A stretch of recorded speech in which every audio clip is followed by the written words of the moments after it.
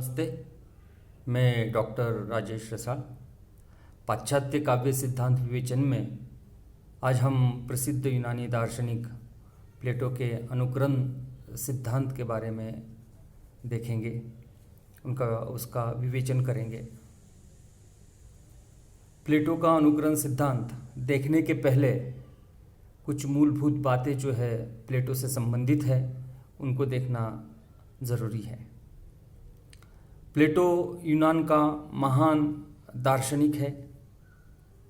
प्लेटो का आविर्भाव एथेंस के पतन काल में हुआ। 18-20 वर्ष की आयु में प्लेटो सुकरात के संपर्क में आए। प्लेटो की पूरी शिक्षा सुकरात की छाया में हुई। प्लेटो सुकरात का शिष्य था और अरस्तु प्लेटो का शिष्य था। प्लेटो होमर का समकालीन है।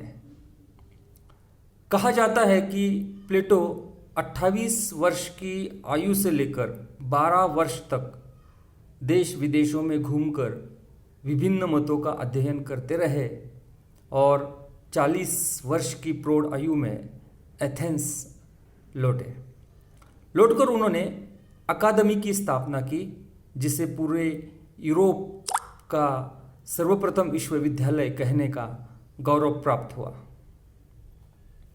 प्लेटो के समय में कवि को समाज में आदरणीय स्थान प्राप्त था। वह उपदेशक, मार्गदर्शक और संस्कृति का संरक्षक माना जाता था। प्लेटो के साहित्यलोचक रूप पर विचार करते समय कुछ बातों का स्मरण रखना जरूरी है। हमने इसके पहले भी आपको कहा कि प्लेटो आलोचक नहीं, दार्शनिक है। उनका उद्देश्य आलोचनात्मक सिद्धांतों का निरूपण करना नहीं, बल्कि अपने गुरु की तथा अपनी दार्शनिक विचारों की या दार्शनिक मान्यताओं की स्थापना करना है। प्लेटो ने अपनी पुस्तक रिपब्लिक में काव्य को मूल प्रत्यय के अनुकरण का अनुकरण कहा है। जैसे कोई बढ़ई या एक महान शिल्पी ईश्वर के द्वारा निर्मित मूल बिंब का अनुकरण करके पलंग बनाता है, चित्रकार इस पलंग का अनुकरण करके चित्र बनाता है।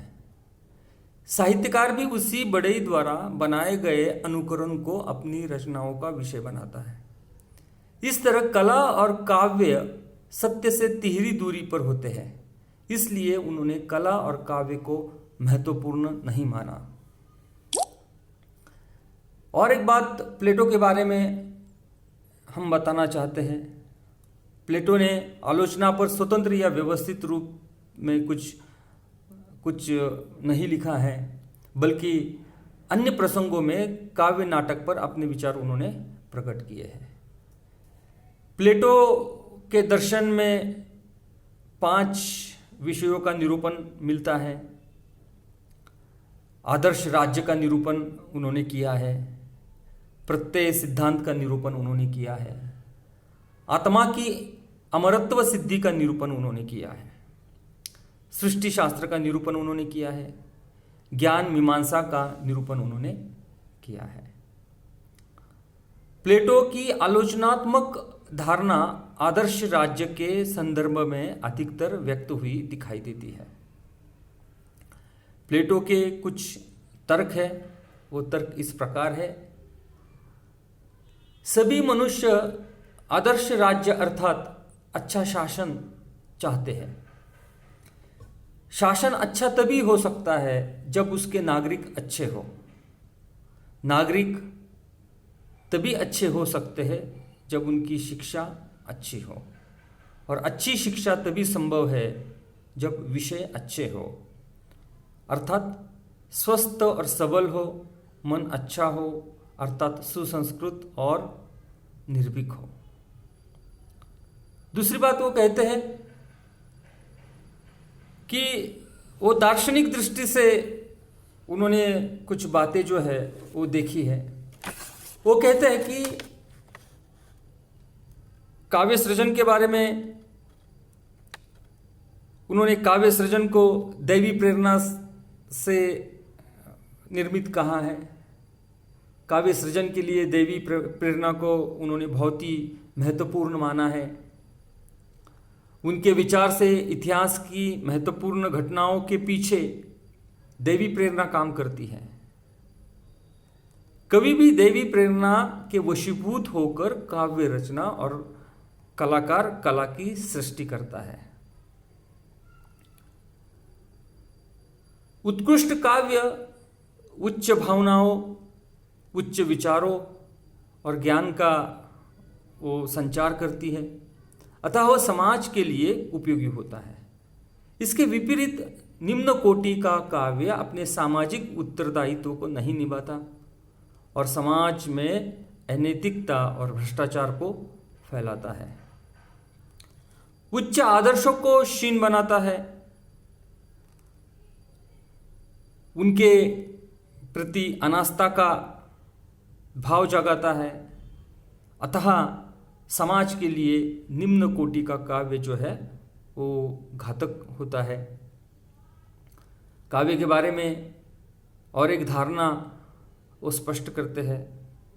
प्लेटो कहते हैं कि कवि की कविता भले ही आदमी को भी प्रभावित करती है और उन्हें भी धर्म और नीति के मार्ग से विचलित कर सकती है। प्रतिभाशाली होने के कारण वह भयाव है, पर इसका यह अर्थ नहीं है कि वो कवियों की निंदा करते हैं। वे उन्हें परमात्मा या दैवी भावनाओं को व्यक्त करने वाला मानते हैं। वे उन्हें संत कहते हैं, पैगंबर कहते हैं। वह ये मानते हैं कि उनके माध्यम से परमात्मा स्वयं हमसे बात करता है। तो काव्य के बारे में कुछ जो बातें हैं वो प्लेटो ने हमारे सामने स्पष्ट की है। प्लेटो ने काव्य पर बड़े गंभीर आरोप भी किए हैं। प्लेटो कहते हैं कि काव्य अनुकृति की अनुकृति है।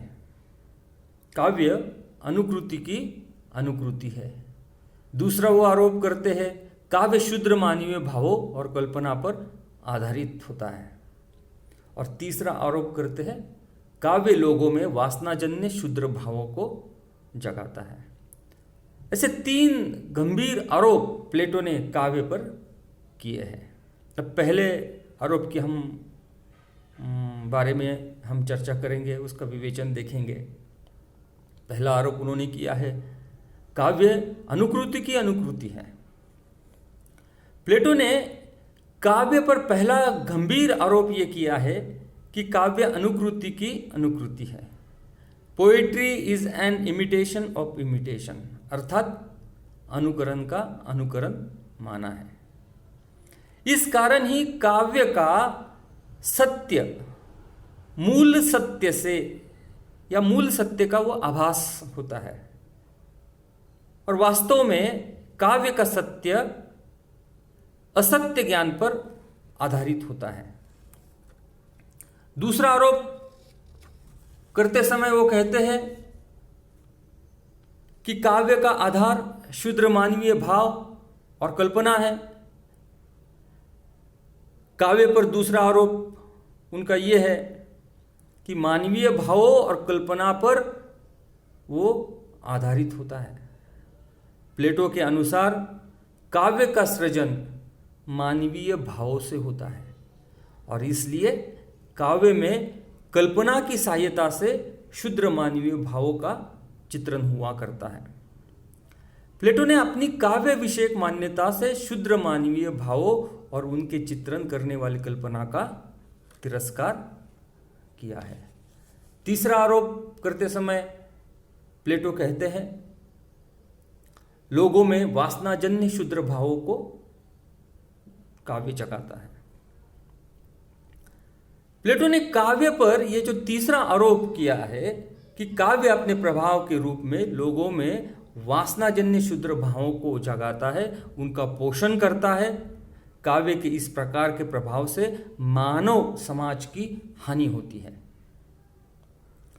वास्तव में प्लेटो के अनुसार ऊंचे उद्देश्य को लेकर कवि के द्वारा अपने काव्य में मानव समाज के हित के लिए विश्वात्मक सत्य के सौंदर्य का चित्रण होना अनिवार्य है।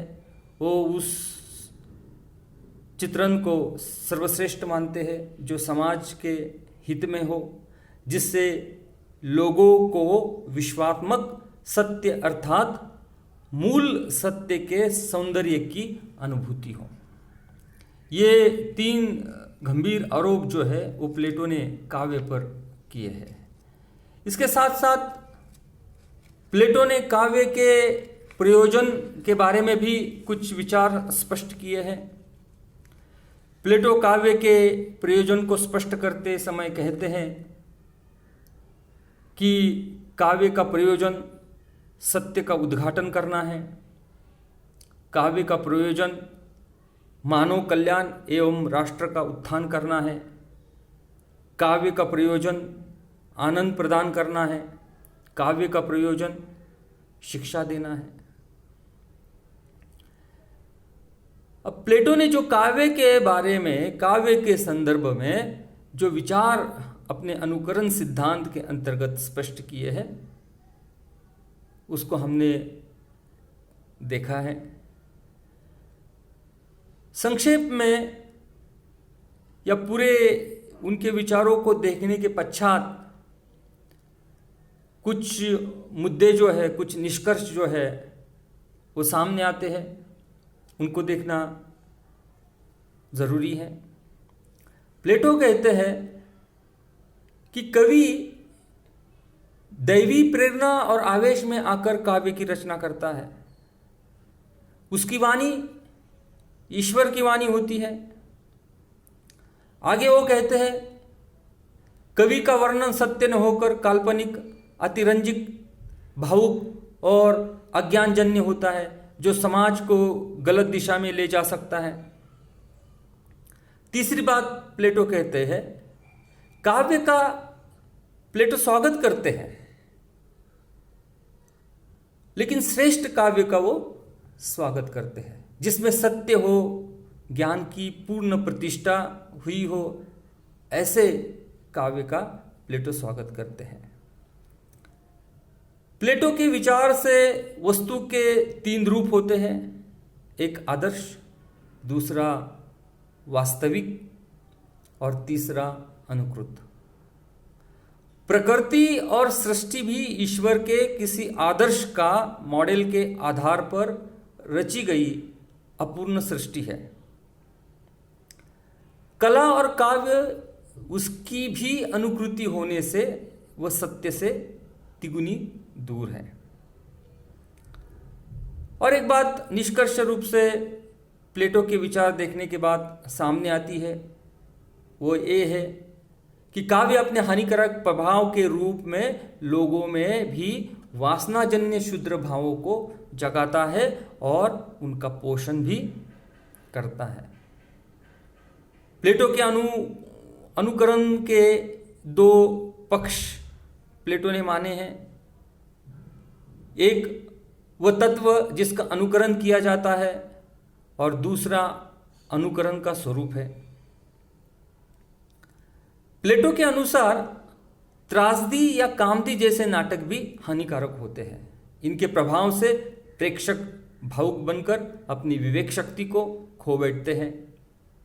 अतः प्लेटो के अनुसार कवि और काव्य को समाज के आदर्श राज्य से दूर रखना ही अच्छा है। स्पष्ट है कि प्लेटो ने काव्य संबंधी अपने अनुकृति सिद्धांत का प्रतिपादन कर काव्य चिंतन को प्रोत्साहन देने का और मानव समाज की दृष्टि से हितकारी काव्य का सृजन करने को सूचित करने का महत्वपूर्ण कार्य किया है। संक्षेप में प्लेटो उत्तम काव्य को या श्रेष्ठ काव्य को ही सर्वश्रेष्ठ मानते हैं, निम्न कोटि के काव्य को वो हीन मानते हैं, उसका तिरस्कार करते हैं। इतनी ही बातें जो है वो उन्होंने अपने अनुकरण सिद्धांत में उन्होंने बताई है। प्लेटो के बारे में हमने कुछ बातें जो है उनसे जुड़ी हुई वो हमने पहले देखी। उसके बाद उनके जो दर्शन के जो विषय है, उन्होंने किन किन विषयों के ऊपर निरूपण किया है वो हमने देखा। काव्य के संबंधी उनके विचार कैसे है वो हमने देखा। उसके बाद प्लेटो के अनुसार काव्य के प्रयोजन कौन कौन से है वो भी हमने देखा। और उसके बाद कुछ बातें जो है वो निष्कर्ष रूप से सामने आई है, उन बातों को भी हमने अभी देखा है। ये सारी बातें जो है प्लेटो ने अपने अनुकरण सिद्धांत में प्रतिपादित की है। धन्यवाद।